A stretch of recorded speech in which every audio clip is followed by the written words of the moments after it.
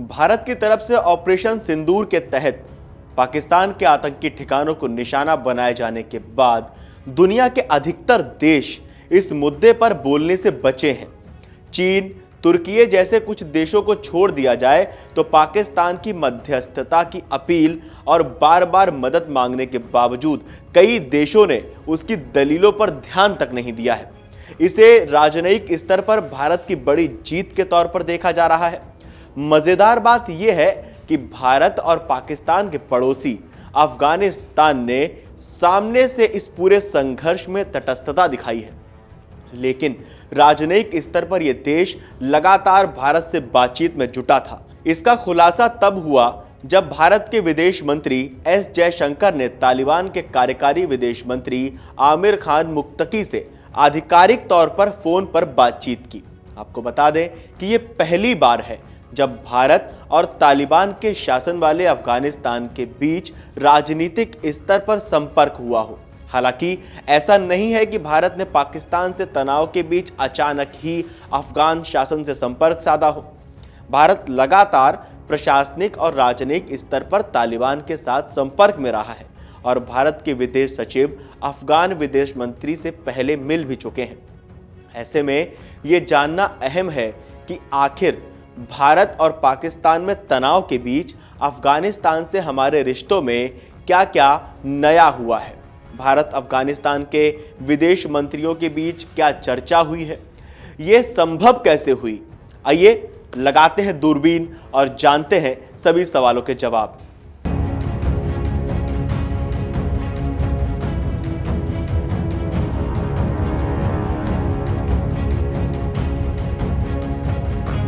पहले जानते हैं भारत अफगानिस्तान के बीच रिश्तों में नया क्या हुआ। 15 मई को भारत के विदेश मंत्री एस जयशंकर ने अफगानिस्तान के कार्यकारी विदेश मंत्री अहमद खान मुक्तकी से पहली बार आधिकारिक तौर पर बातचीत की। यहां सबसे अहम पहलू यह है कि भारत की सरकार के अब तक राजनयिक स्तर पर अफगानिस्तान के तालिबान प्रशासन के साथ संपर्क नहीं है, लेकिन अब राजनीतिक स्तर पर दोनों देशों की पहली बार बातचीत हुई है। इस बातचीत की टाइमिंग इसलिए भी अहम मानी जा रही है क्योंकि पहलगाम में हुए आतंकी हमले के ठीक बाद तालिबान ने इसकी कड़े शब्दों में निंदा की थी। बताया जाता है कि पाकिस्तान की अफगानिस्तान में की जा रही सैन्य कार्रवाई और सीमा विवाद से जुड़े मुद्दों को लेकर तालिबान कई बार रोष जता चुका है और पलटवार की चेतावनी भी देता है। जयशंकर और मुक्तकी के बीच आखिर बातचीत क्या हुई? जयशंकर ने सोशल मीडिया प्लेटफॉर्म एक्स पर एक पोस्ट में कहा कि अफगानिस्तान के विदेश मंत्री से अच्छी बातचीत हुई। उन्होंने पहलगाम आतंकी हमले की कड़ी निंदा की। अफगानिस्तान और भारत के बीच अविश्वास फैलाने की हालिया कोशिशों को उन्होंने दृढ़ता से खारिज किया, जिसकी हम सराहना करते हैं। उन्होंने कहा कि हमने अफगान लोगों से पारंपरिक मित्रता और उनके विकास के लिए भारत के निरंतर समर्थन को दोहराया। आगे सहयोग बढ़ाने के तरीकों पर भी चर्चा हुई। गौरतलब है कि कुछ समय पहले ही पाकिस्तानी मीडिया ने अफगानिस्तान तालिबान और पाकिस्तान तालिबान से जुड़ाव को रेखांकित किया था। साथ ही भारत को अफगानिस्तान के जरिए पाकिस्तान में तनाव पैदा करने का जिम्मेदार भी बता दिया था। अफगान तालिबान ने इसे लेकर पाकिस्तान को लताड़ लगाई थी। अब जयशंकर ने भी इस मुद्दे को चिन्हित करते हुए कहा कि हाल ही में भारत और अफगानिस्तान के बीच झूठी और निराधार रिपोर्ट्स के जरिए अविश्वास पैदा करने की कोशिशें की गई, लेकिन मुक्तकी ने जिस तरह इन कोशिशों को नाकाम कर दिया, हम उसका स्वागत करते हैं। वहीं दूसरी तरफ अफगानिस्तान की तरफ से जारी प्रेस रिलीज में भारत और पाकिस्तान के संदर्भ में कोई जिक्र नहीं किया गया। हालांकि भारत और अफगानिस्तान के रिश्तों को लेकर काफी चर्चा की बात सामने आई। तालिबान के विदेश मंत्रालय में सार्वजनिक संचार के निदेशक हाफिज जिया अहमद ने कहा कि मुक्तकी ने जयशंकर से अपने देश के नागरिकों के लिए ज्यादा वीजा मुहैया कराने की मांग की, खासकर स्वास्थ्य मामलों से जुड़े वीजा उपलब्ध कराने की।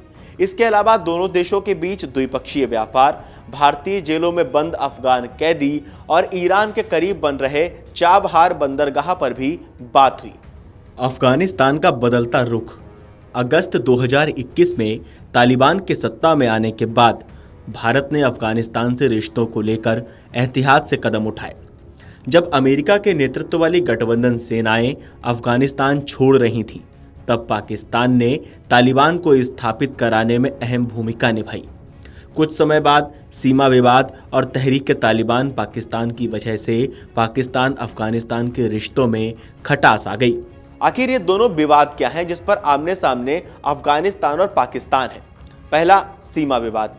पाकिस्तान और अफगानिस्तान के बीच एक काल्पनिक डूरंड रेखा को सीमा माना जाता है। हालांकि अंग्रेजों की बनाई इस रेखा को अफगानिस्तान शुरुआत से ही नकारता रहा है।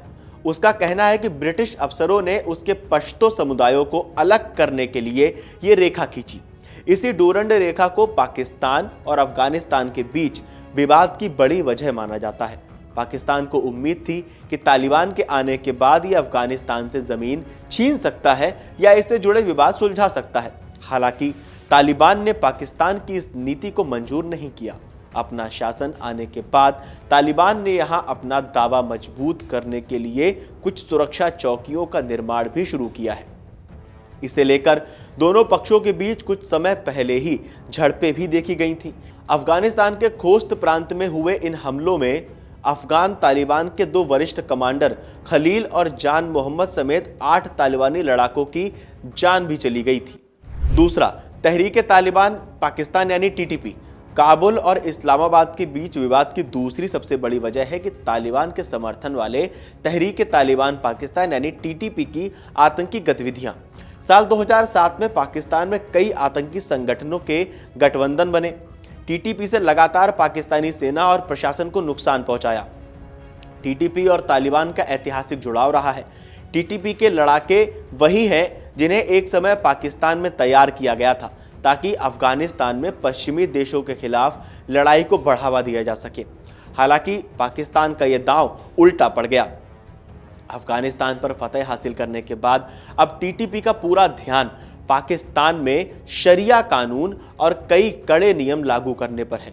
वहीं ऐतिहासिक जुड़ाव होने के चलते अफगान तालिबान टीटीपी के लड़ाकों को कई मौकों पर संरक्षण देता रहा है।